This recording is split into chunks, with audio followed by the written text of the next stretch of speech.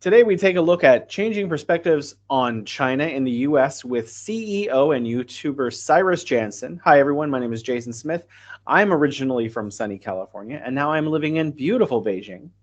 Today's guest is Cyrus Janssen, a geopolitical analyst, investor, speaker, and social media influencer with over 1 million fans across the social media platforms. Based in Las Vegas, Nevada, Cyrus is CEO of Fast Forward Marketing, a social media and consulting company helping brands in North America and Asia connect and build successful social media campaigns. Welcome back to the Bridge to China, Cyrus.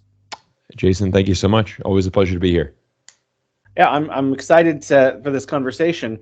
I especially want to ask you, because you're located largely in the United States, what have you noticed about the Xiaohongshu or red note phenomenon? And have people in your daily life said that they use it? And what have they said about it? Yeah, I mean, Jason, it's been one of the best stories of 2025 because what has happened is we've seen an incredible cultural exchange between millions of Chinese and millions of Americans. And it's the first time in history that we've just seen an instant connection. You know, within a period of a week, you just had these natural friendships being born. And also just, I think the nicest thing is a lot of people started asking questions and really started wanting to learn more. And that's exactly what we have between the United States and China that is the best, is people-to-people diplomacy. And, you know, our politicians might not get along. Obviously, both politicians have very different views on how they want to run their country. I wouldn't say one is right or one is wrong, but, you know, to each their own. Everyone's got to find a system that works for them. But when you get down to people diplomacy, you and I both know we spent a lot of time in China. When you interact with Chinese people, you know, they're great. And I think for many Americans, it was their first time to see that. So, yeah, I have a lot of friends that were just like, hey, have you heard about this red note? And I'm like, absolutely, man, get involved. This is fun. This is exciting. And it's a great opportunity for you to learn the truth about China. I was really confused when people were saying red note. I was like, what's red note? Yeah. Because they call it Little Red Book in English in China. Right. So then it's called red note in America, and it's Xiaohongshu in Chinese. And Right. I even mentioned it on an interview for the news in China. And the gentleman who's like taken aback by it, he was like, why are all these Americans using Xiaohongshu? This Right. is, you know, for like hobbyists. This is a hobbyist app. You know, this is Right. where you go to learn how to cook things. You know, everyone in America seemed to think that they were moving over to the Chinese TikTok, which is Douyin, Right. but they Right. weren't. They were moving into this other app. And so it was really bizarre how the whole thing unfolded. But also, I agree with you, phenomenal. Like online, a lot of like trolls that usually like attack China just stopped, because I think a lot of people realized that, you know, Chinese people are just like American people. It was a huge breakthrough that just normal people, millions of normal people in both countries get to talk to each other, ask each other questions, you know. Exactly. I actually saw some of the questions were really bizarre, like, do you get paid money? Are you able to spend money? It's just like, wow, like the kinds of things that Americans didn't understand was it's just really refreshing that we were able to just open that up. Absolutely. No, I couldn't agree more, Jason. So for a long time, we've been struggling to help regular Americans see past the U.S. media headlines into the real China. Like, have you actually met real people in Las Vegas who have had a personal experience talking to Chinese people? Well, I think, you know, what's really interesting, Jason, is I think I would say, even for myself, you know, having lived in China for many years and really being someone that has traveled around the world, seen a lot of the world, you know, most Americans don't have a passport. Most Americans don't travel outside this border. Vast majority of people that I know in Las Vegas, they've never been outside the United States. You know, maybe to a beach in Cancun, Mexico, for a holiday, you know, for a 3-4 day holiday. But, you know, the whole concept of anything China or really in Asia, you know, even specific, is just so foreign to them. So, yeah, I mean, I've seen a lot more people starting to question the U.S. government, starting to question the narratives. And I think for myself, having lived in China for so long and now relocating back here, a lot of people are very open to that. And when they get a chance to actually speak with me one-on-one, it's like, oh, wow, you lived overseas. Wow, you lived in China. Like, what was that like? I'd love to, you know, I know you, so I would actually be very keen to see what your opinion about it is. And I would look at you as a trusted source and to really understand more about that.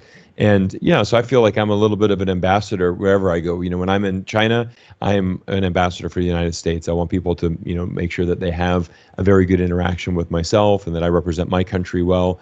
And then when I'm in the United States, I want to make sure that people know, if they're curious about it and they want to learn about China, I'm happy to tell them about my journeys and all the experiences that I've had over the nearly 20 years that I've been going to China.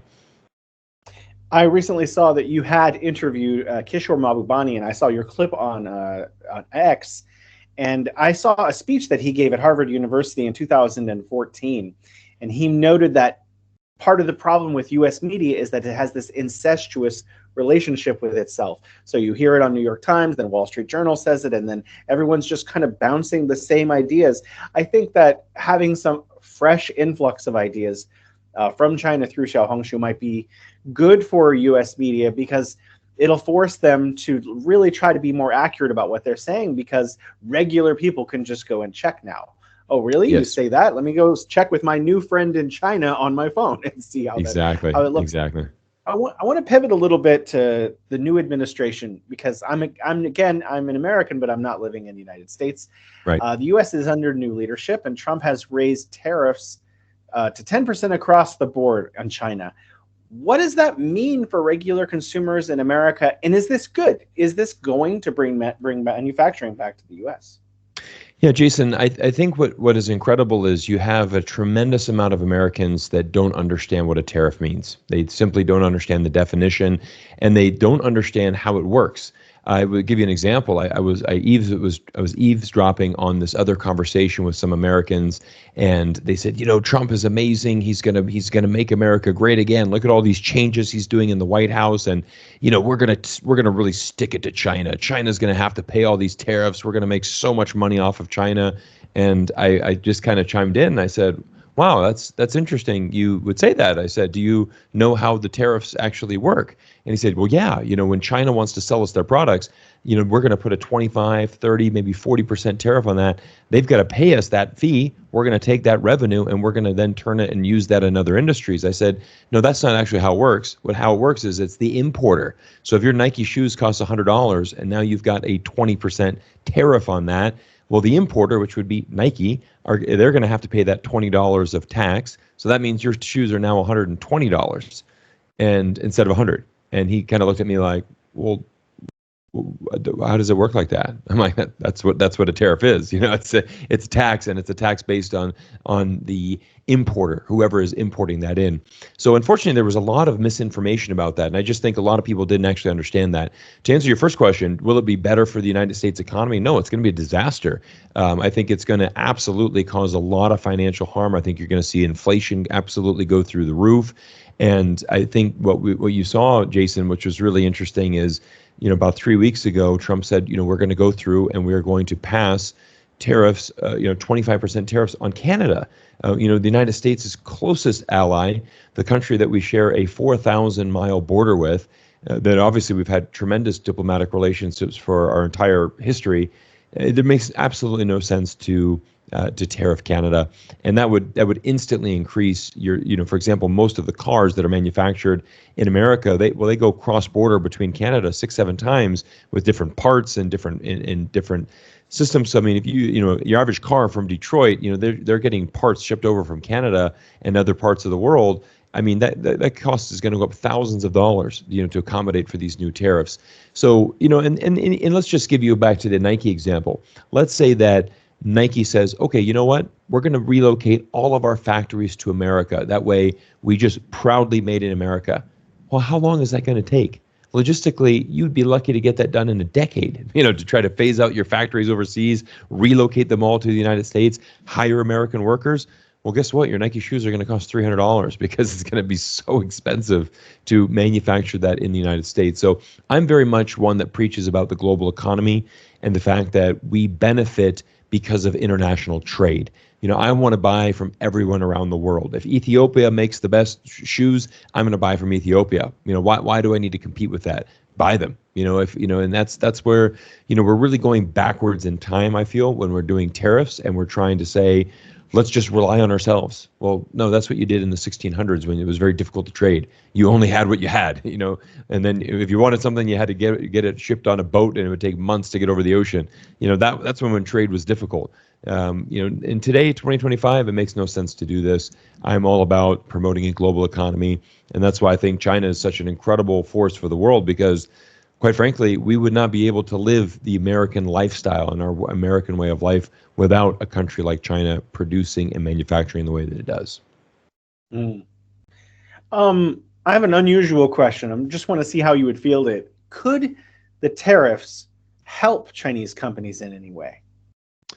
Could they help? Well, I think what you're seeing is, I do think that they've helped, because the tariff hasn't started in 2025. I mean, they've obviously started in 2018 when Donald Trump first launched the trade war against China.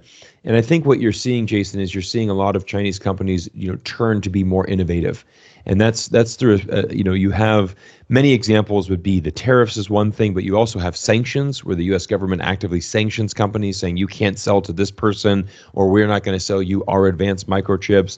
We're going to try to block off your technology, your access to this technology. That way you don't develop. And as a result, China has to turn domestically, and it has to turn inwardly, and it's going to invent those technologies, and it's going to get access to that, because they're just, if they can't buy it, then they're going to make it themselves, and they're going to figure out a way to do that. And we've seen a lot of case studies over the years. The biggest one that comes to mind would be Huawei, that has been able to have an incredible resurgence. They did get hit very hard by tariffs and by sanctions. And they were able to pivot. They had a couple of years where they lost a lot of revenue. Even the CEO had come out and said, "Look, we're really facing a tough time right now. This is the hardest time our company's ever had to face. We're going to have to really, step our game up, and really going to have to work hard." And it's come through very, very brightly on the other end because of that. So, I think one thing that you can just not take away from the Chinese is the simple fact that you never want to force them into a corner and try to cut them off, because the Chinese are very innovative, they're very hardworking, and they're very resilient. I think Huawei is a very interesting example, because I've been learning about it. It's actually not owned by shareholders. It's owned by the workers. That's so right. 99% of the shares in Huawei are owned by the workers. So it's not like the investors were just going to pull out. So even though they lost revenue, the workers were just like, okay, this is our livelihood. What do we need to do to survive? For sure. And so it gave them more motivation to come up with solutions to save the company. I find that very fascinating. Absolutely. Yeah. You recently attended the Consumer Electronics Show in Las Vegas, and I saw a couple of clips of your videos there. Could you tell me about China's presence in Las Vegas in consumer electronics? Yeah, absolutely. Well, the Consumer Electronics Show is an annual event held every January in Las Vegas. It is the largest consumer tech show in the world. It's an amazing week for Las Vegas. We have over 150,000 people from around the globe come here.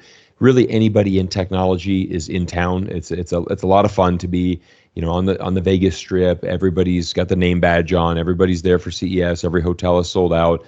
And what's really fascinating, I think this is the one statistic I want every one of the viewers to remember, is that in 2024 there was around 3,600 Chinese companies in attendance. So in 2025, there was over 4,000. So even despite the amount of tensions that we've seen between the U.S. and China, trade wars, tariffs, sanctions, whatever you want to throw at it, and of course the deterioration of the U.S.-China relationship, there's even more Chinese companies coming. And so I think that's a big takeaway that I want people to remember, is the fact that many more Chinese companies still want to come. They still want to do business. They're still very eager to be here. I mean, I had a great time walking the floor, meeting amazing entrepreneurs. I mean, there was a really one that stood out to me, was this actually technology hub based in Shenzhen called the XBot Park. And they brought over dozens of venture capitalists and Chinese entrepreneurs.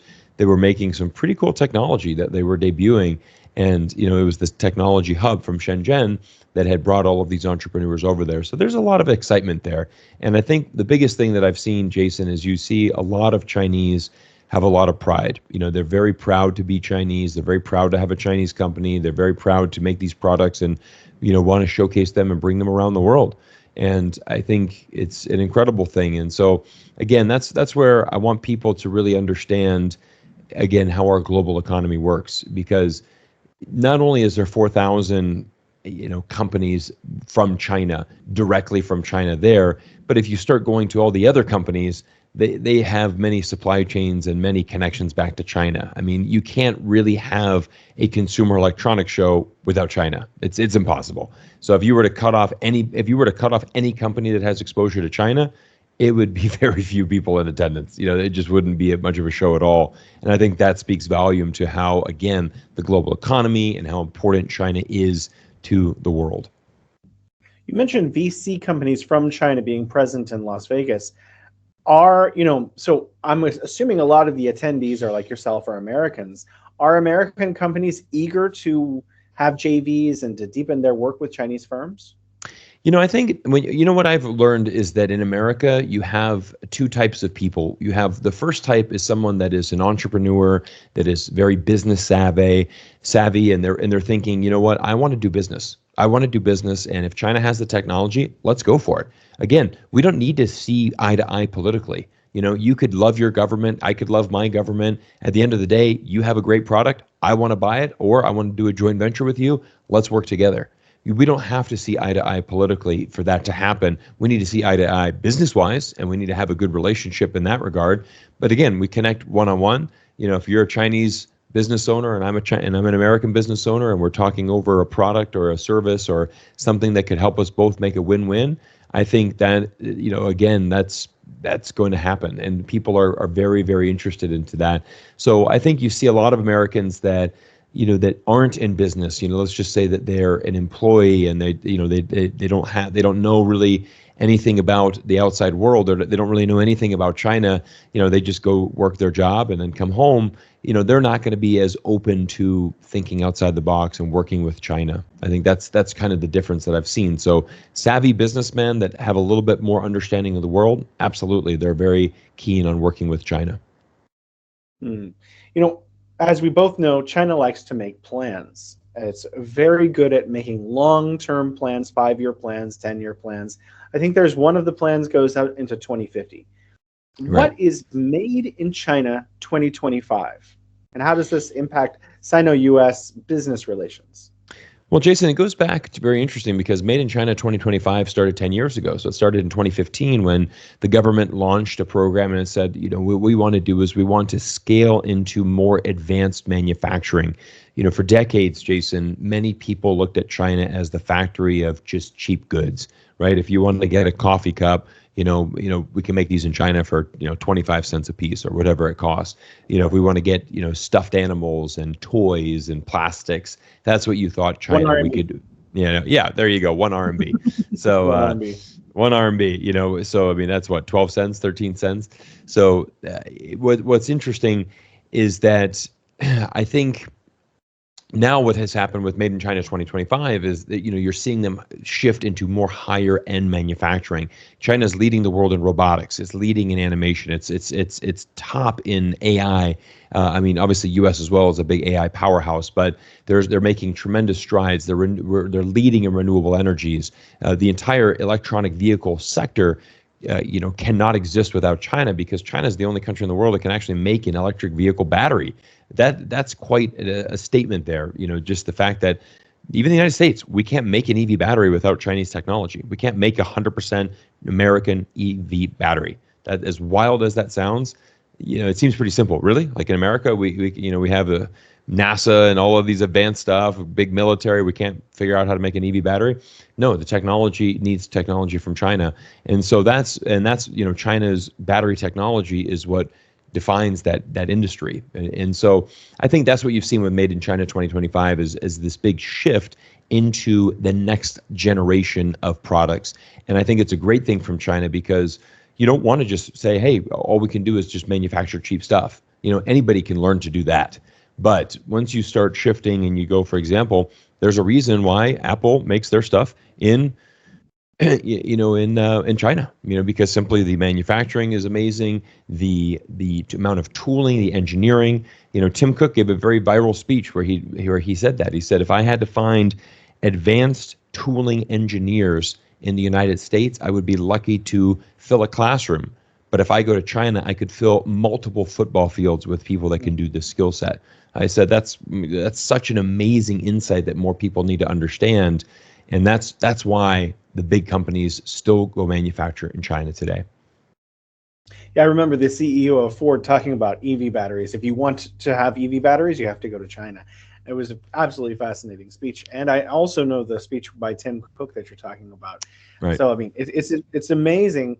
The leaders of business in the United States clearly understand China's importance, but it seems like our political figures sometimes, at least they pretend they don't, if they don't actually really. I want to talk about high-speed rail because you're in Vegas. And Yes. I've always been excited about high-speed rail. When in the early 90s, I wrote my high school senior thesis on the fact that California was building high-speed rail. I was so excited it was going to be imminent Yes. and everywhere and amazing. But we don't have that yet. Right. But China has more than 45,000 kilometers of some of the best high-speed rail in the world. Mm-hmm. And there is a new planned line between Las Vegas and just outside of Los Angeles. Do you expect this to be built? Are they building it? Is it actually going to come to fruition? And do you think that more Americans will want more once they've tried it? I have a very different take on this. I don't like high-speed rail at all in the United States. I think high-speed rail in China is phenomenal. I love it. I absolutely enjoy taking it as my preferred transportation method. Last summer, I was in Guangzhou with my family. I had a business trip to Chongqing. Immediately, didn't even think about booking a plane. I got right on the high-speed rail, booked a nice, comfortable business class ticket for very affordable. Let's call it $40, $50. Enjoyed a nice 6-hour ride to the beautiful countryside. Arrived right in the heart of Chongqing. It was beautiful. And so I love the way that China is able to embrace that technology. The difference in it in the United States is it's absolutely impossible to get done. And they are so far over budget. I'm talking billions of dollars over budget trying to build that high-speed rail from Vegas to LA. The problem with that, Jason, is that it doesn't go to LA. It goes to a suburb of LA that's like 40 minutes from LA. So it's pretty useless because if it would take you to downtown LA, then you could, okay, well, that makes sense, right? I'm in downtown. I could maybe grab an Uber to my hotel, or if I've got business, but it's kind of putting you off at a very obscure location where I'm like, it doesn't make any sense at all. I actually know the CEO of Brightline, which is the big rail network here in the United States. And they said, what she said is that it's very difficult to actually build the high-speed rail because of the land. And actually, there's so much of the land that is owned by different people, and maybe it's reserved land. And so the big issue and why you have so much delays is that it's impossible. You're going to go from Vegas to California. You have all of this stretch of land, but you have multiple owners. Some people don't want to sell it. Some of it's environmentally protected. And so it's very difficult for you to actually get all the zoning and structuring. That takes months and litigation. And so that's why everything just jams up for years and years and years. So quite honestly, that's why I say I'm not a big fan of it. I wish they would ditch the project. And I think there's a tremendous amount of domestic flights in America. And that's just part of the culture. When you come to America, you take a bunch of domestic flights and you rent cars. That's how you get around. That's just the lifestyle here. And in China, we don't have to do that. In China, we can just take high-speed rail and just take taxis, and that's the difference between the two. Let's just have a chat about this just for fun.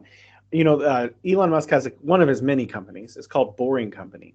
Right. What if, because we have amazing highways in the United States, those are clearly owned by state and federal and maybe some private organizations as well. Couldn't we just bore 100 meters underneath the highway and just bore on the same land that we have highways? I mean, it's possible, conceivable that we could just use the land that's already been set aside for, our amazing highway infrastructure in the United States. Right. I mean, I like that idea. I like the outside the box thinking. I just think, the other thing is the cost, Jason. I did see there is a high-speed rail in my home state of Florida that goes from Orlando to Miami, and I was actually interested to take that just to have that experience. Right? But it's extremely expensive. I'm going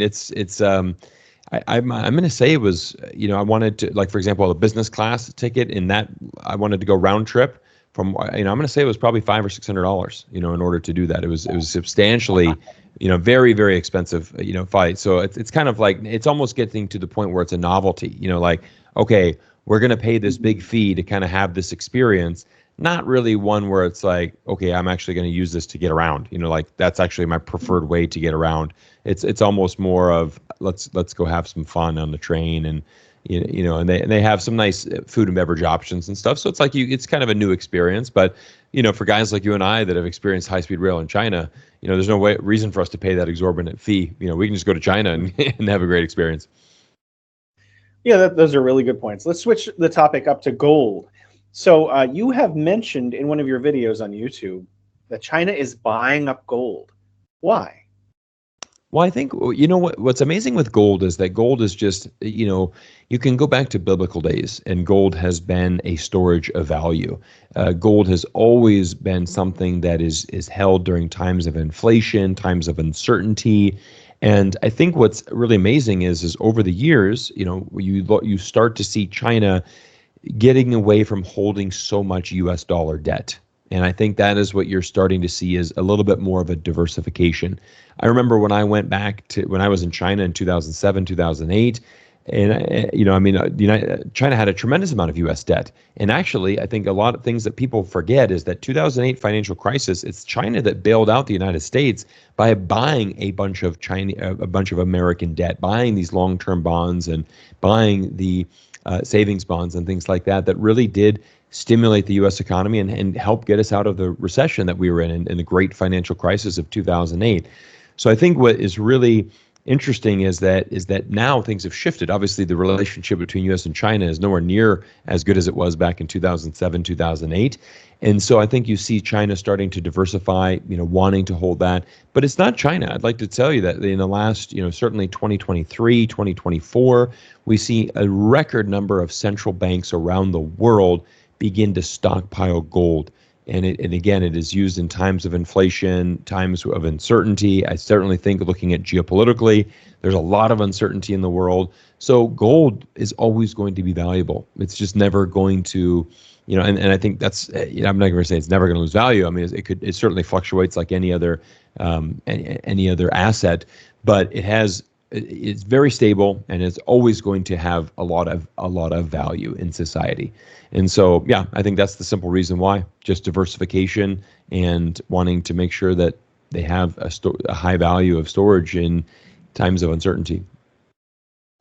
Let's go back to tariffs for a moment. You mentioned that the U.S. companies pay the tariffs for importing goods from China, and therefore it's not going to hurt China that much. But there is a chance that some products will be diversified away from China to like Vietnam or Mexico, Canada, or even maybe some of those products can be made domestically in the United States, minority of products. Yeah. So will the slight reduction of products coming from China to the United States, will that hurt China? Is China reliant on the U.S. for exports? Well, there's another phenomenal thing that China's been doing over the last 10 years, Jason, and that is diversifying away from just focusing on that U.S. market. The percentage of exports, of China's exports around the world, that percentage that goes to the United States is a very minimum amount when you actually look at, for example, the ASEAN countries that are, Malaysia, Singapore, Thailand, this group of 10 Southeast Asian countries. China's trade to the ASEAN network is much higher than the United States. And so you're starting to see China diversify away. And again, this ties right into another thing that started 10 years ago, which was the Belt and Road Initiative. Over 150 countries have signed on. They have signed on to become members of the Belt and Road. And I think it's incredible because that is how you start doing trade and business around the world. Interesting enough, I did see a video clip that was quite phenomenal, is that John Kerry, who actually ran for the United States president, narrowly lost it in 2004 to George Bush Jr., but he said that China had extended a Belt and Road Initiative style plan for the United States, and he said that politically that was his biggest regret, that he didn't take advantage of working with China. And I just saw a video clip of that, and I thought that was incredible revelation, that he would say that was his biggest political mistake that he had made, that he wished he would have done. And I think that's quite incredible. And you see, another country that that joined, the first Western European country was Italy. They joined the Belt and Road Initiative a number of years ago, caused a big roar because obviously Italy is a, very big Western, European nation, and they joined the BRI, and then a couple of years ago they withdrew, and then now they've come back and said, no, we want back in. We want to do more business with you. So you've seen a pivot away and then a pivot return, which is quite interesting. So yeah, I think all of this ties into, you start to see, you mentioned earlier in the podcast about China's long-term planning. Well, there you go. I mean, how many times have we said, well, this started back in 2015, and now we're starting to see a decade later that really start to come to fruition and start to see that effect. I have another question as well. During our childhood, the United States was diversifying its industry to other countries, right, including China, Mexico, and other places. Does China make goods in other countries? Well, that's interesting when you say that, Jason, because when you start looking at Mexico, you start looking at Vietnam, these other countries where people say, hey, we're not going to buy stuff in China anymore. Why? We're not going to build factories in China anymore. Let's just go to Vietnam. Well, actually, you have a lot of Chinese owners that do the same thing. So manufacturing in China is not as cheap as many people think it is, right? They think that, everybody gets paid $1, everything costs $2, and these companies can make everything for super cheap. Well, actually, wages in China, if you look at it on a graph, has increased every single year. It's gone up every single year. There's a lot more specific requirements from the Chinese government, including, insurances and pensions and things like that. So there's a lot more structure for workers, in addition to, increasing wage that has increased tremendously over the past decade. So it's not as cheap as you might think it is to manufacture in China anymore. And, a couple summers ago in June 2023, I actually traveled to a textile factory where I actually made a video going behind the scenes, showing all of the interesting ins and outs of this textile factory on the outskirts of Wuxi. And it was amazing because the owners had said, it's not as cheap to manufacture, but for us, we're a high-end manufacturer. We work with mainly European brands, so we're making high-end stuff, and we charge a premium because we pay a premium, and we treat our workers better, we treat them well, and we want to make sure that we take care of them. And so as a result, our cost is, you don't come to us when you want 100 white T-shirts and, for the cheapest price possible. We don't do that. We're making the very high-end, ski jackets for Scandinavian brands and things of that nature, things that are very high quality. And so they're able to charge more, and they're also able to take care of their workers more. But I think what's interesting, going back to the question, is that you do see a lot of Chinese companies going abroad, in Mexico and in, throughout Southeast Asia. And really the big thing is Asia. I mean, Asia is the future of growth for the world. 21st century is Asia century. And so that obviously China is a big part of Asia, but I mean, you have many other diversified economies like Thailand and Singapore and Malaysia that are all growing fantastic and doing great. And a lot of that is because of trade with China. Well, a lot of people talk about China's economy, especially Western media. It hasn't been as bad lately, but definitely towards the end of 2024, I remember reading a lot of headlines that said China's economy is slowing, that China's real estate market was weighing the economy down. How do you see China's economy today? I do see it weak. I do see that it's not as strong as it once was, and I think what's interesting is that there is a certain level of pessimism amongst a lot of Chinese consumers. And I think what's interesting, Jason, is when again, it goes back to that culture. When we locked down for COVID in the United States, we had a lot of pent-up demand, right? So as soon as things started reopening, you had the revenge spending where people said, you know what? Screw this. I'm sick and tired of being locked down for a year and a half, whatever it was. We're going to go on a big holiday. We're going to go buy some fancy watches. We're going to go live our best life. And even if we can't afford it, we'll just charge it on the credit card and just think about it later. That's very much the American way of life. China had a very different reaction to that. I think China, for example, their COVID period was a lot longer. They had before it was fully recovered. And what happened is you had a lot of Chinese that I think are actually a lot more cautious, saying, you know what, we're not going to do the revenge spending. We're going to save some additional money for a rainy day. And I think that's a good thing, because most Chinese, they don't Chinese typically don't like to carry debt. They want to, pay things off. Whereas in America, we live on credit card debt, right? Everyone has a credit card. Everybody maxes it out. Everybody, it's very common to be in credit card debt. Very, very common in America, and that doesn't exist in China. So that's what's really fascinating, is that you have a difference in culture. But I would say that there's certain industries that I think are doing better than others in China. But on the whole, I wouldn't say it's great. To be honest, I think there is, the real estate market is certainly down. We have youth unemployment is very high. There is, it's a very big pool of people. I mean, so, if you're a college graduate right now, it's difficult to get a really good job because the competition is fierce and there's only so many good jobs.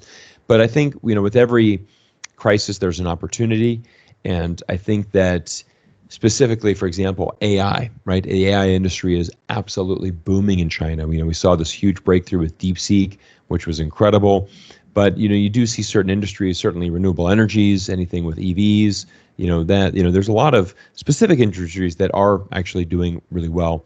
And, it's just, it's not the same as, for example, when I first went to 2007, 2008, where, I remember 2007, my first year in China, I think the GDP grew by 14%, which was incredible. But obviously you have a different scale of numbers, right? China's economy in 2007, much smaller than it is in 2025. So, 14% growth on the size of China's economy today is impossible. No country is going to be able to accomplish that. So I look at it as every country goes through cycles. Again, we go back to 2008 in America. I mean, that was some very, very dark times in America, a lot of pessimism. And so, yeah, I think that China certainly has its challenges right now, but, it's going to get through it. It's going to get through it. There's going to be brighter days ahead, and things will eventually reverse, and things are going to get better. Go back to tariffs again, because this is a huge part of the new administration. Yeah. China's not the only target, and you mentioned already Canada as well, and Mexico, but it looks like the European Union might also be on the receiving end of a lot of tariffs from the White House. How do you see Europe and China given new tariffs for everyone? Well, I'm very critical of Donald Trump's presidency so far. I think he's really starting to take the United States down a very dangerous road that I think is going to come home and really start to affect your average American's life adversely very quickly. I'm going to say within the next 3 to 6 months. And I'm very interested to see how this tariff goes. Again, I think tariffs, the most ridiculous one is tariffs against Canada. I mean, there's just no possible reason for you to say that. Trump, for example, has said that there's fentanyl and that there is illegal border crossings coming in from Canada. When you actually look at it, it's less than 0.5% of illegal border crossings. It's something like 0.4%, where obviously the vast majority would be coming in through Mexico. So, you can make that argument with Mexico that, hey, there's a fentanyl problem. It's definitely the fentanyl problem is, of course, coming from the Mexican cartels that are importing the drugs into the United States. There's two problems there. Number one, obviously, America has a drug problem. That's the first thing you have to realize is that, we are, unfortunately, a lot of our citizens do have a drug problem, and there's obviously increased demand, and then Mexico's there to increase the supply, and that's where the Mexican cartels and the drug dealers want to make money. And so you could say that, hey, we're going to put tariffs on Mexico so that they get that border situation secured. You can make that argument. With Canada, it doesn't make any sense. European Union right now, again, 25% tax on the entire European Union. It just doesn't make sense. It's just bad business. It doesn't make sense. It's very ironic for someone who, wrote The Art of the Deal, that claims to be the big businessman and the negotiator. I think it's very difficult to, why are you going after your allies, right? The United States has been great partners with Canada, with Mexico, with the entire European Union. But right now, Trump has is isolating the United States. I say this is an interesting, kind of tidbit. Trump campaigned on America first. I believe that he's taking the United States down a road of America alone. And that's what we're looking at right now. And specifically with Europe, they are in a very dangerous position right now. I wouldn't say dangerous, but I would say, what's a better word for that? They're in a very bad situation because their economic outlook is terrible. Germany, the economic powerhouse of Russia, the German economy has been absolutely decimated. because it relied on cheap Russian gas. Well, guess what? Nord Stream pipeline is completely blown up. There's no Russian gas coming in anytime soon. And that was your competitive advantage. So the German economy is struggling. And I think, what was really interesting, Jason, is we saw the head of German trade union said, if Donald Trump goes through with these 25% tariffs, we will have no other option but to turn to China for increased trade to balance that out. So ironically, we have another situation where Donald Trump's actions are actually turning into another win for China. And again, what has China done? Literally nothing. Sit and do nothing. And I think there's an interesting quote. I've heard this. I think it's from Napoleon. I think it's from, a Chinese warrior, as well. It's like, don't interrupt your enemy while they're making a mistake.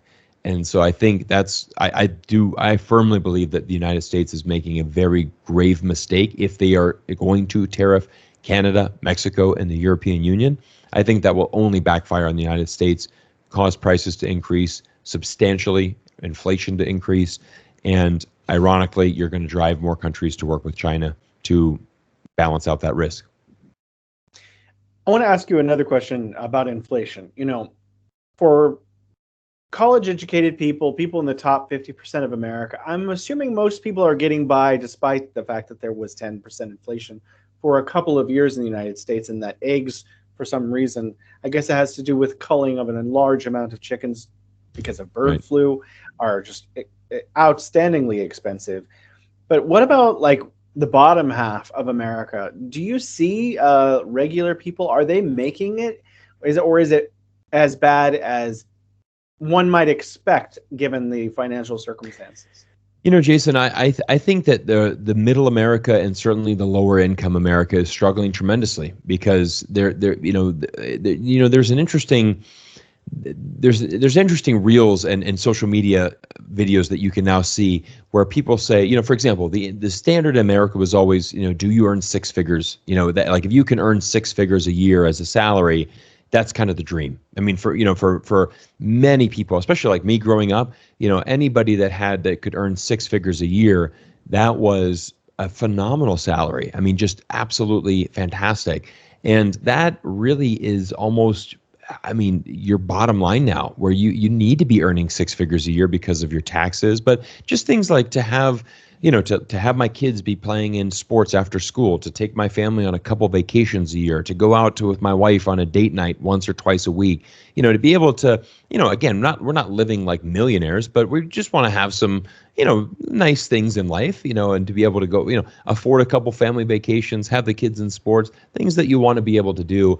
I mean, your minimum $100,000 a year that you're going to need to really command in salary. So I think for people that are earning less than that, I think it's become a very big challenge. It's become a very big challenge, and it's only going up. I mean, cost of eggs. You mentioned the eggs. I mean, right now, if I go to the grocery store, a dozen eggs. I mean, if I'm going to buy, your generic as cheap as it gets, probably $7, $8, for a dozen eggs. And then if you're going to organic and you're trying to go to Whole Foods or buy something super healthy, I mean, it's not uncommon to pay $13, $14 for that super high end, grade A organic egg. So I mean, that's obviously more than like a dollar an egg. Wow. But basically $1 an egg. So I mean, it's incredibly expensive. And I think that's also, this is another problem in America, is that it's not easy, it's not cheap, nor is it easy to eat, really good high quality foods. And that's unfortunately why we have an obesity problem, and we have a tremendous amount of health problems because people, if you want to get the nicest egg and it costs you $14 a dozen, well, not many people can afford that. And so, you're going to go to the cheapest options, or you're going to go to McDonald's and try to get a value meal and try to save money.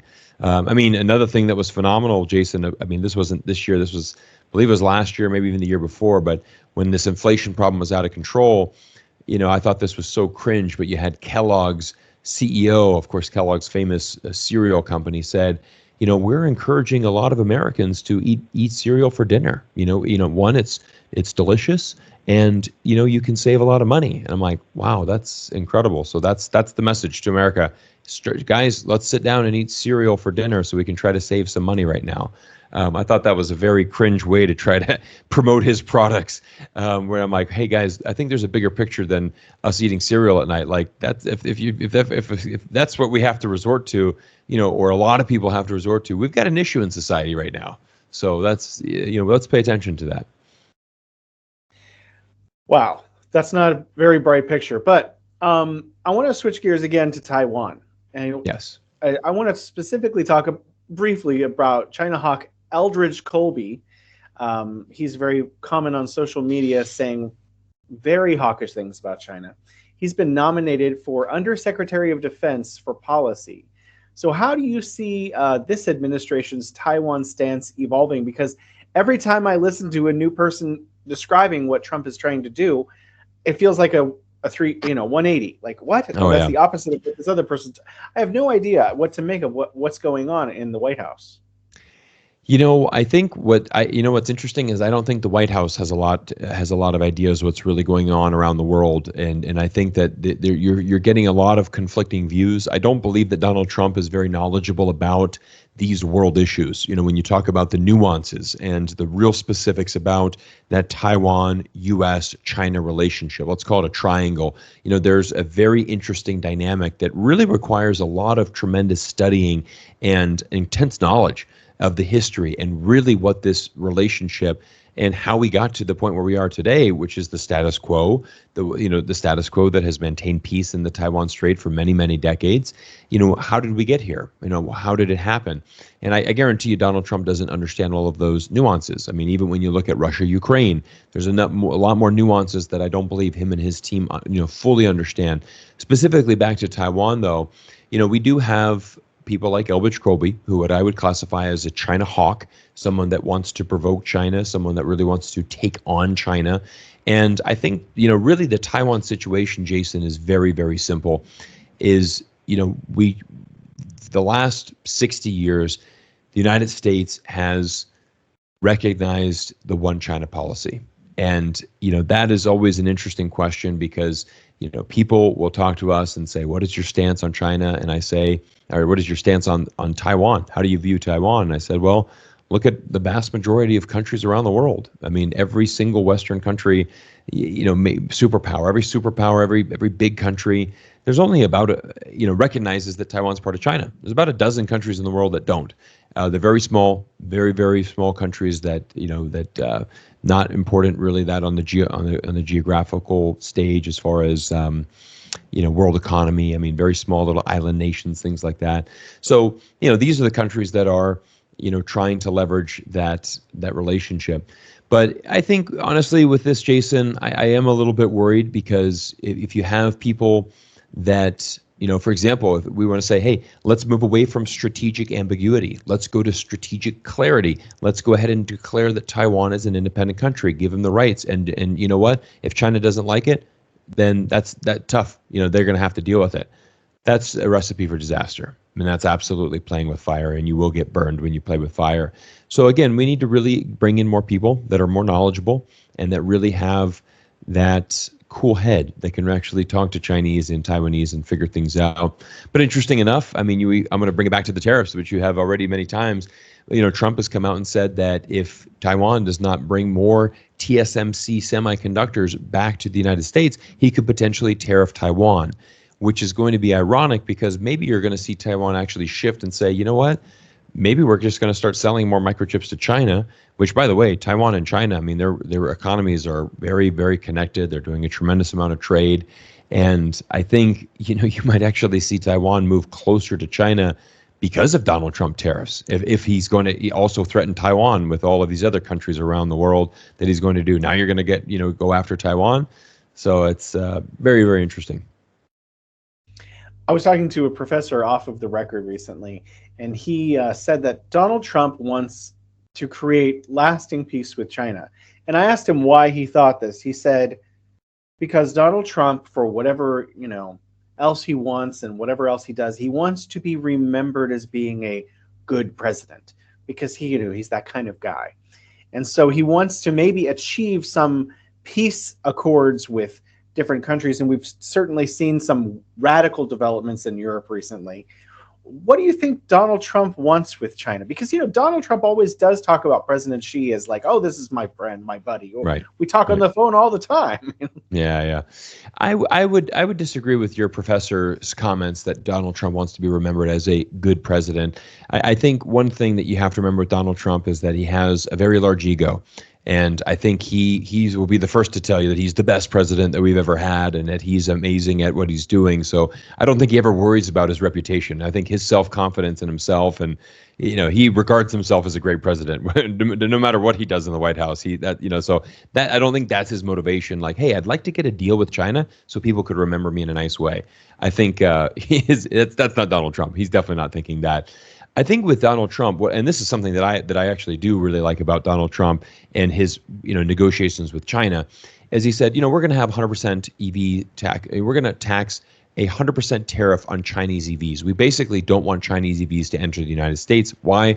Well, because they're so good, they're so advanced, and they're so economical, they would destroy the American car industry. Fair enough. You're not wrong. It definitely would, because I guarantee you, if Americans had access to the quality of EVs that they have in China, absolutely, 9 out of 10 Americans would buy that, guaranteed. Because at the end of the day, we want better prices. And you start seeing these EV cars, and it's like, wow, this technology blows Tesla out of the water. We're definitely going to buy that. 100% going to buy that. Now, I think what Donald Trump had floated an idea would be like, well, what if we get a Chinese, let's say BYD. BYD, you can come to Detroit, and let's do a joint venture. The United States government, or maybe do a joint venture with Ford. Let's say Ford maintains 51 ownership. You get 49. You're going to build a massive BYD plant. Let's make it the biggest automobile plant in the United States. We're going to hire 10, 20, whatever, however many thousand American workers. You need to have American workers there. And let's bring back manufacturing jobs. Let's work with China to build new factories in America so that we can increase American jobs, but yet we can still have Chinese technology. And we're going to put it at a price point that is competitive, but that's not going to kill our auto industry. I would love that plan. I think that's a great idea. And so that would be something that I hope that Xi Jinping and Donald Trump can certainly hash through in the next 4 years. I mean, nothing would make me happier to see than a Chinese auto company come and do a joint venture with like a Ford Motor Group and build an incredible factory, and then all of a sudden American consumers can get access to this great technology from China, but yet we've got tens of thousands of new jobs for Americans, and China and the US are working together in a joint venture. That's a fantastic thing. That is exactly the type of stuff that I preach should be happening between our two great countries, because I do believe that the United States and China are both great countries, and any way that I could foster a relationship and support that, that's basically what I do every day, Jason. You and I as content creators, we try to share our message to the world, and we try to encourage people to think outside the box. And I think that would be a very outside the box solution that could benefit. Again, it's a win-win. It's a win-win-win for everybody involved. What do you think about Secretary of State Marco Rubio in the context of the Sino-U.S. relationship? Is he going to be? Is he a better choice for Secretary of State, or how do you think he's going to handle China? I don't think Marco Rubio is a good choice at all. I'm not a fan of Marco Rubio. I think with him, it's an interesting one, because what you see in American politics is you always see this every single time, is that Marco Rubio is one of the biggest critics of Donald Trump. I mean, he had no respect for Donald Trump. He didn't want to work with him. He had nothing to do with him. And what's very interesting is that as soon as Donald Trump wins the presidency, and then he needs to pick his cabinet, and he calls up Marco Rubio, hey, I want to give you a job as Secretary of State. Well, now all of a sudden you have an opportunity to advance your career. You were a senator for a number of years, but now you can be Secretary of State. Huge upgrade in your professional development. Of course you're going to take it. So what do? You basically flip-flop, and you now say everything. Well, I love working with Donald Trump. He's a great guy, great president. I'm so happy to be here. And now you kind of play the game. And that's unfortunately American politics. I you know what? I don't blame them. That's the game. That's how American politics, you have to play the game and you've got to get the votes. And you need to do whatever you need to do to get them, because that's how you play the game. If you try to do it ethically and you try to do, you actually try to serve the people and try to make things better, you're probably not going to win an election. Because let's be honest, you need to make sure that you're acting in your own interest and make sure that you get those votes. That's the only way that you can keep power in the United States, is you have to make sure you do whatever. So there's ulterior motives. It's always, how can I advance my career? How can I get those votes? I'm not actually going to do anything. I just need to make sure that I campaign well and raise a bunch of money. And, that's where all of these special interest groups are involved, and the billions of dollars and lobbyists. I mean, it's a mess. It's an absolute mess with Washington, D.C. But I think in regards to that, I mean, Rubio's an aggressive China hawk. I mean, he's definitely very aggressive towards China. He's one that has said that, he definitely would support a more of a movement for independence for Taiwan, which, again, is a red line, and that's just not going to be crossed. So, I think it's fine to have these kind of viewpoints. I just want to make sure that people that actually are making the decisions, that I think that the cooler heads are going to prevail. So I don't, for example, I'm not worried at all between a Taiwan, China, U.S. conflict happening under Donald Trump. I don't think it does. I don't think it does. And I'm actually less worried about that. I would actually shift over to Russia, Ukraine as probably the biggest threat right now to the future of our world. Last question, and you've given me such wonderful answers to this question when I've asked you this question before, so I'm hoping that you can help us today. What should regular Americans know about China, given what is at stake for Americans? What should regular Americans know about China? I think the biggest thing that Americans need to know about China is the fact that we are more similar than we are different. And I think that when you look at how we opened this story up today, talking about Red Note, talking about the fact that Chinese people want the same in life as you and I do, Jason. We all want to have better lives. We all want to take care of our children. We always want our next generation to be better than ours. And I think the other thing is that I think that's the answer that I probably gave you last time, but I would say the Chinese people are very peaceful. Chinese people would always value peace above everything. That's probably the best way to answer that question. So I don't think, you look at China, when is the last time that they were involved in a war? Well, that was 1979. And it is, China does not go around the world starting wars, right? It does not, you look at all the amount of government interventions around the world. You look at the amount of proxy wars that have been fought. You look at all of the issues, whether it's through Yugoslavia or Russia, Ukraine, all through South America, and government coups and things like that. The United States government is involved in every single one. That's what the United States government does.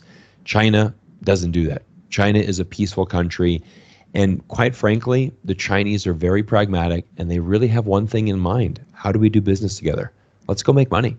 Let's do business together and make win-wins. And I think if you really focus on that, I think it's a great thing. And it's why I focus more on investing and more people-to-people diplomacy, because, at the end of the day, Jason, that is what our global economy is. And that's a great thing, is that we're working together and that we're building win-win relationships. And that's why I always think that China is such an amazing country, and one that people shouldn't fear. I have no fear in China at all, and the simple reason is that I know that Chinese people and the Chinese government, they don't want America to fail. They don't want America to crumble and fall apart, or honestly, the world is big enough for the United States and China to both be there and to both be powers, and the world is unstoppable if the United States and China actually do figure out a way to work together as close allies. Thank you so much for your time, Cyrus. Always a pleasure, Jason. Thank you so much for your time as well.